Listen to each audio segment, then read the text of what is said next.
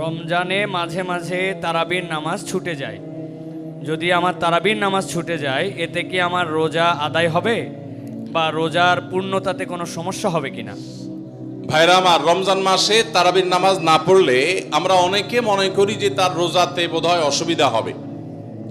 এটা সম্পূর্ণ ভুল ধারণা। তারাবি একটা ইবাদত, রমজানের রোজাটা আরেকটা ইবাদত।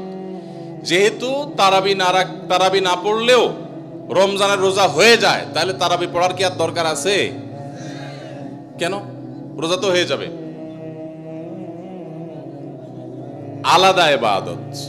রোজা রাখা একটা ইবাদত, তারাবি পড়াটা আরেকটা ইবাদত। নবী করিম সাল্লাল্লাহু আলাইহি সাল্লাম একই হাদিসে দুটি কথা বলেছেন, মান কামা রমাদানা ঈমানান ওয়া ইহতিসাবান গুফিরা লাহু মা তাকাদ্দামা মিন যামবি। একই হাদিসে বলেছেন, মান সামা রমাদানা ঈমানান ওয়া ইহতিসাবান গুফিরা লাহু মা তাকাদ্দামা মিন যামবি।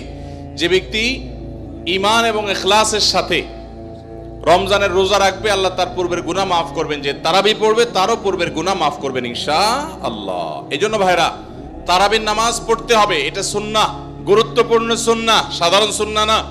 নবী সাল্লাল্লাহু আলাইহি সাল্লাম ছাড়েন নাই, সাহাবীরা ছাড়েন নাই। কোনো ওযর ছাড়া তারাবি ছাড়া যাবে না।